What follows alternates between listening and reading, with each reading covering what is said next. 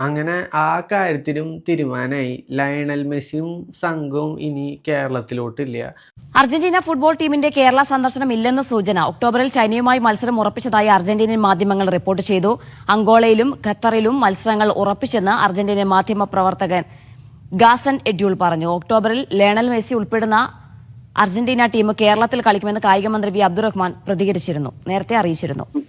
നേരത്തെ തന്നെ ആഴ്ചകൾക്ക് മുൻപ് തന്നെ അർജന്റീന ടീം ഇന്ത്യയിലേക്കില്ല എന്നുള്ള തരത്തിലുള്ള സൂചനകൾ ഉണ്ടായിരുന്നു. അതിന് കുറെ കൂടി ഫലം നൽകുന്ന തരത്തിലാണ് ഇപ്പോൾ ഗാസ്റ്റൻ എഡ്യൂൾ. അദ്ദേഹം അർജന്റീനയിലെ അറിയപ്പെടുന്ന അല്ലെങ്കിൽ ഫുട്ബോൾ ലോകത്ത് തന്നെ വളരെ അറിയപ്പെടുന്ന മാധ്യമപ്രവർത്തകനാണ്. വളരെ കൃത്യമായ വിവരങ്ങൾ ഉദ്ധരിച്ച് റിപ്പോർട്ട് ചെയ്യുന്ന മാധ്യമപ്രവർത്തകനാണ് ഗാസ്റ്റൻ എഡ്യൂൾ എന്ന് പറയുന്നത്. അദ്ദേഹമാണ് ഇപ്പോൾ അർജന്റീന ടീമിന്റെ ഫ്രണ്ട്ലി മാച്ചുകൾ, സന്നാഹ മത്സരങ്ങൾ, സൗഹൃദ മത്സരങ്ങൾ സംബന്ധിച്ചുള്ള ഒരു പട്ടിക അർജന്റീന. നമ്മുടെ വലിയൊരു ആഗ്രഹമായിരുന്നു മെസ്സി കേരളത്തിലോട്ട് വരണം.